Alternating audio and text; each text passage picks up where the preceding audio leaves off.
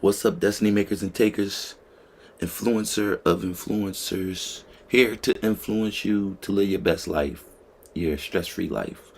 So, I gotta come in hard and fast today, pause.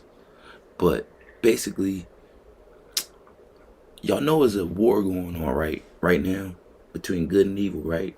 So if you're seeing this right now, you know this is a good like stream. Yo, make sure you share it, because when I tell you the war that's going on right now between good and evil is real. When I tell you, if you say anything about God, if you believe in God, anything like that, you will be banned. You will be shadow banned. So the only way I'm going to get to where I need to get to help people is if you share it. So anybody that see this, I don't care if you don't watch me, share it for the next person. So please do that for me. I'm gonna jump right into it. Y'all already know I always start with a good song. So we're gonna start with a good song. We're gonna get this joint started. Then we're gonna get into our 15 minutes video.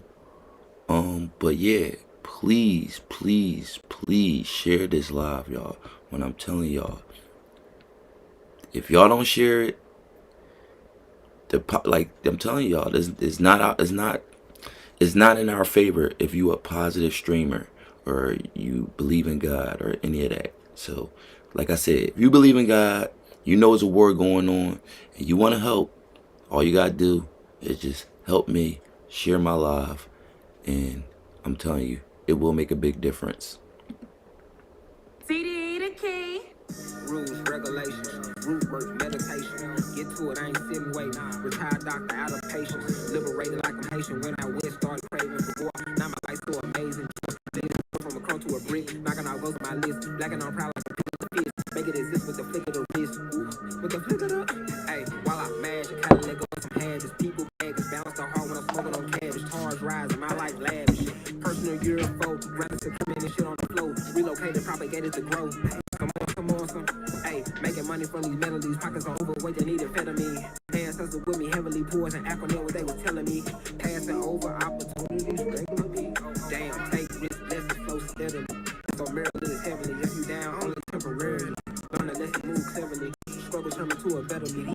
I've been taking care of me. Been more grateful and thankful. Source they sent me some angels. Had to look for new angles. I was shined in the tank. I was so heavenly that I was no earthly good, so all the material had withered away so I could find high ground. I got deep into my dreams and reality. Opportunity woke me up, but I was late to the bus. So lost in my own direction, I ain't even look up. Had to get out my own way and just adjust. I was okay. Do it all if I could. I was caught in a fish pose that I got off on my foot. I swear I got across that bridge when I had lifted me up. That's what a child's supposed to do. Ride from the rip. Okay, go with your gut, with the fuss, learn to just know what's up. Stay on the path, ain't no sissy getting mad. Take the frustration and get you some cash. Yeah, take the vibration and get you a laugh. Okay, transmute the illusion. Clear your mind from the confusion. I've been healing through the music.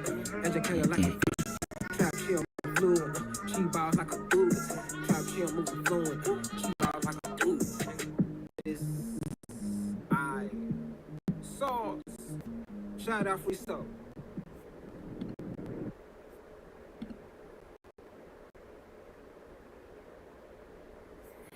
You know what? I want to turn this volume up a little bit.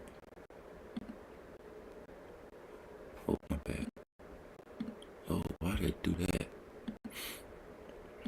Y'all, I just want to turn this volume up a little bit before I start the video. Why is pulling that up?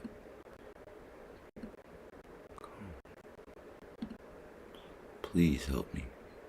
Thank you.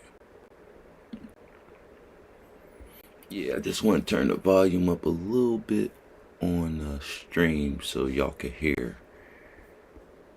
And then I'm going to start that video. If they ever allow. Oh, you know what? I did it right there.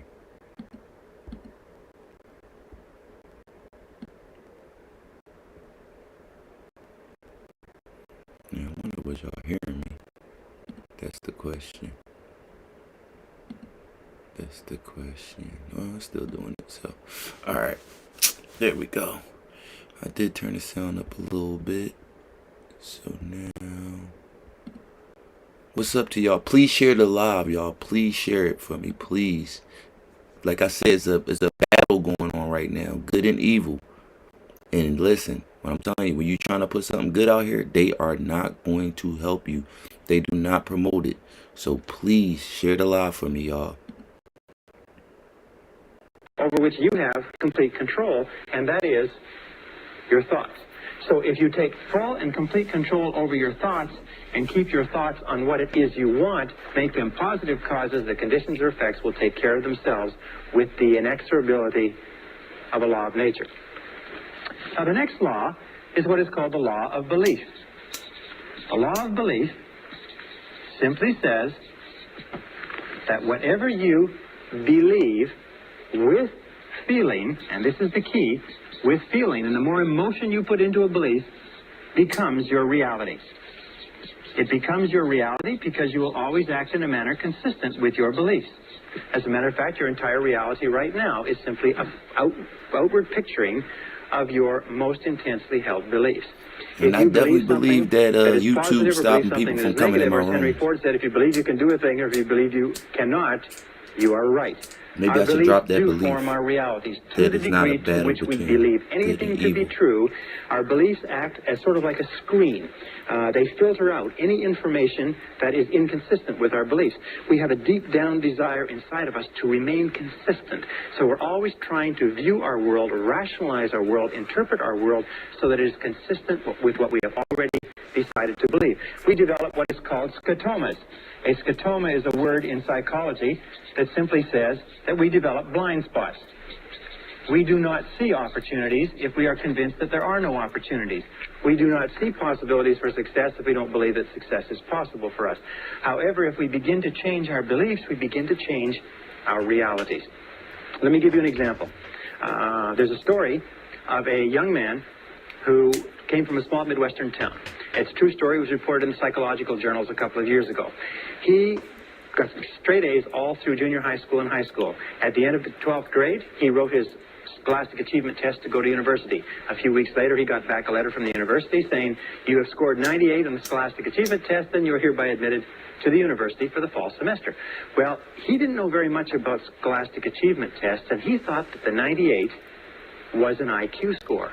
Now, an IQ score of 98 is slightly below average and is about 20 points below what is necessary for college-level work. He was convinced, and he just discarded his entire high school career, all the A's that he's gotten. He was convinced that he could not do college-level work, but he went off to college in the fall. After the first semester, he was failing or nearly failing in every subject. His counselor called him in and said, what seems to be the problem? You did extremely well in high school. These courses are only 1 degree of difficulty removed from your high school courses. Are you having problems with girls? Are you having problems with drugs? Having problems adjusting? What is it? He said, well, sir, he said, I'm doing the very best I can, but you can't blame me. I've only got a 98 IQ. And the counselor had his file in front of him. He said, what are you talking about?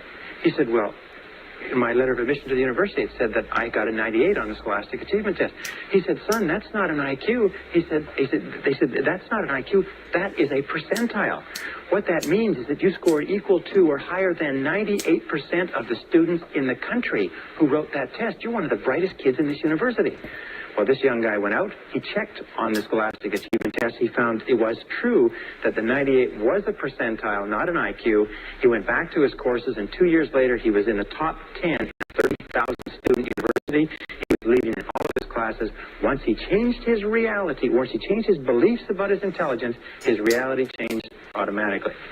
Now, an important point with regard to this is that every one of us has self-limiting beliefs.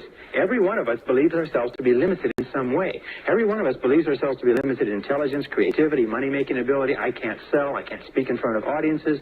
We tend to think that we are not capable of being on time. We're not mechanically inclined, and so on and so forth.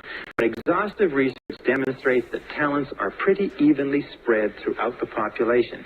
That most of the limitations we have do not exist in reality. They exist only in your own mind. And one of the starting points of great achievement is to start questioning those self-limiting beliefs and throw them off and act as if they did not exist. And when you act as if they didn't exist, lo and behold, they simply disappear. Okay, the next law is what is called the law of expectations. Now, the law of expectations is a law that has been talked about throughout all of human history. Just like in the law of belief, William James of Harvard said, belief creates the actual fact. As a man thinketh in his heart, or as he believeth, so is he. The law of expectations over and over says what you expect, you get. You get not what you want, but what you expect. That your expectations, especially your expectations about outcomes, how you think things are going to turn out, become your own self-fulfilling prophecies.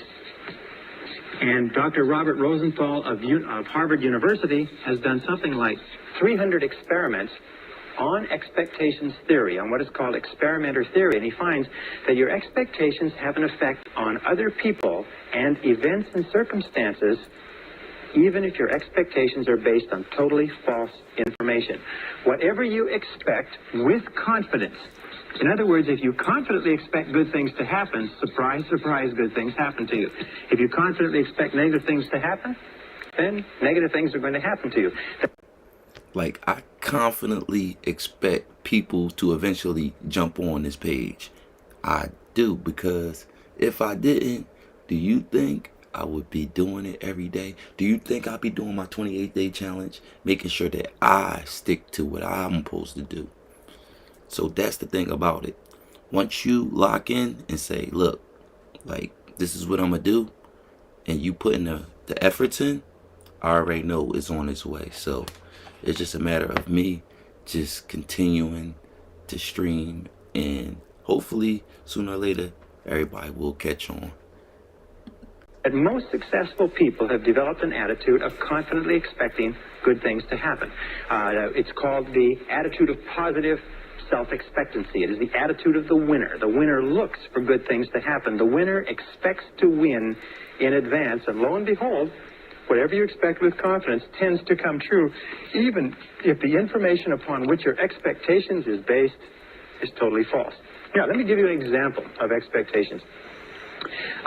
Some years ago, Dr. Rosenthal, after conducting a variety of different experiments, came to the conclusion that the expectations that teachers had of students was having a tremendous effect on their ability to learn and their grade level averages.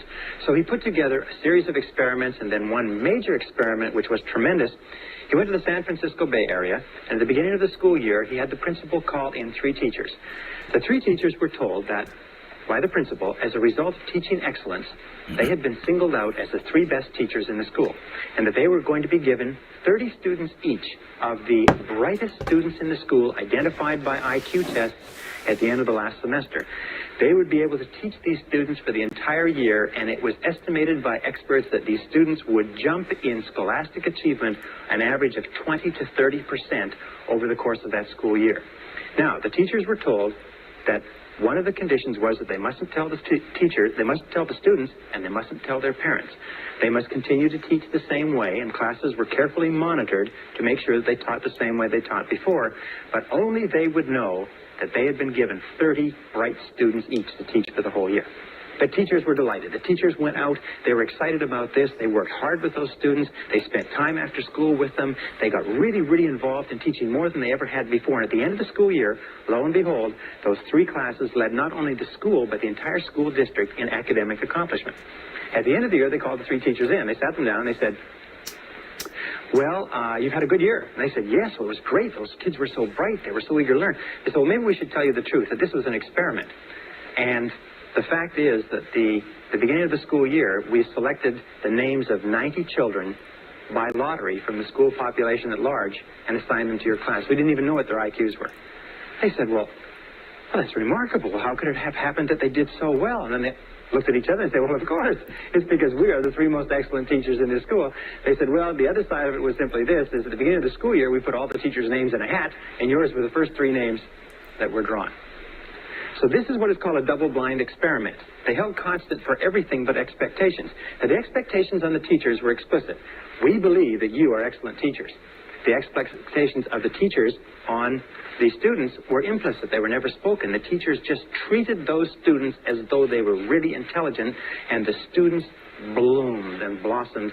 And in one of the classes, a student from beginning of the year to the end of the year jumped 25 IQ points. In a subsequent experiment, a student jumped as much as 27 IQ points, which is to prove that high expectations teachers bring out intelligence in students that is completely unheard of. Marva Collins, the famous teacher in the Chicago inner city, has found that if you... So that's where we gonna pause it today.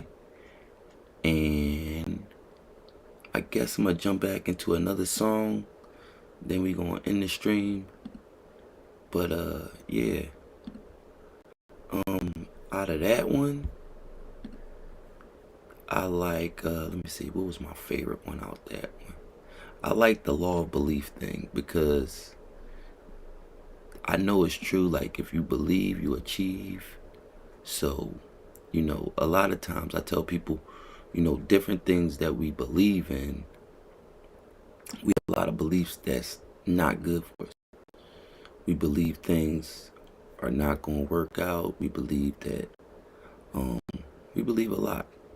And most of the time, the beliefs that we have that's not helping us, when we believe them, then we achieve them, and then we get that. For instance, I'm going to the airport. I was supposed to leave out the house at 10 o'clock, but I leave out 10:30. So I already believe that I'm going to be late getting to the airport. So now I'm thinking thoughts like, oh, I hope it ain't no traffic on the expressway. Boom, get on the expressway, it's traffic. You get what I'm saying? Or I hope I don't miss my plane. You can't help not to think those things. You can't help to believe those things, right? But in the same token, if you change your mindset and you're a more positive person, you could think, oh, hey, guess what? It might not be a lot of people on the expressway. I'm gonna get right there. Or guess what? The planes are delayed all the time. My plane gonna be delayed today. So your thoughts that you think about, you want to make them the thoughts that you want. You want to make them thoughts that, oh, this thing is what I want, not this is what I don't want. Because now this is where it's going to get tricky, because people hate when you talk about God, but God gives us everything we want. Everything we want. So our wants and our don't wants are still wants. It's just a don't want. So whether you don't want something or you want something, you still receive it, because you're speaking it to existence, because you're saying, oh, I want this to happen, or I don't want this to happen. So just try to change your mindset to start thinking about more things that you want versus what you don't want.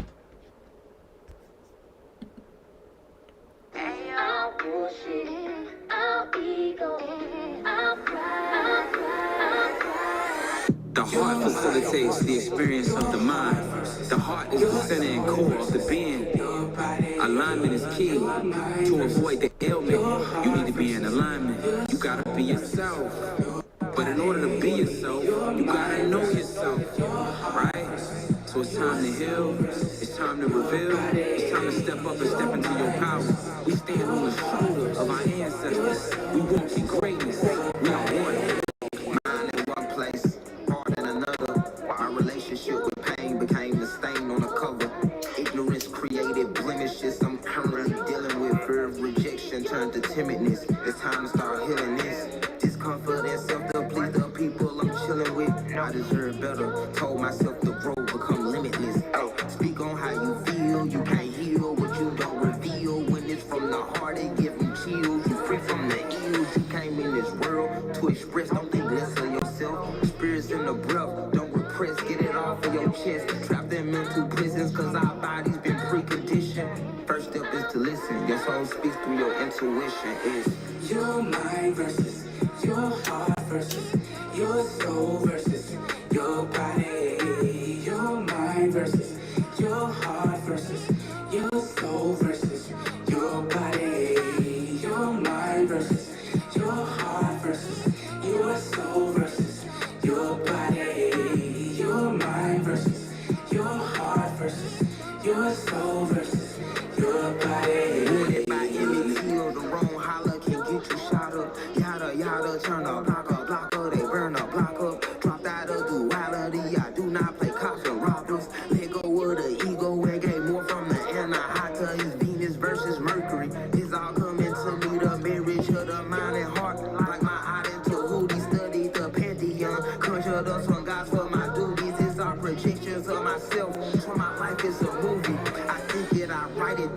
I communicate properly. I release myself of all past judgments that bother me. I am balanced, I am whole, I walk proud of my sovereignty. I am in tune with my soul, autonomy to the bodily. Yes. Your mind, I was gave the assignment. Your heart versus brain, heart, alignment. The mind intertwined with the heart. Your mind, stay the art, play your part. Combine and become alive. Brains and strong, stay the art. The mind when it's way with the heart, laser sharp. Let us close our eyes and visualize it. Black light, say your soul versus your body. Speak and do it, follow through with it. Stay committed, words create worlds. Know that every sentence is sentence. You a wrong judge. You can get yourself out the prison, speak with conviction, or you can be convicted. Stay a victim.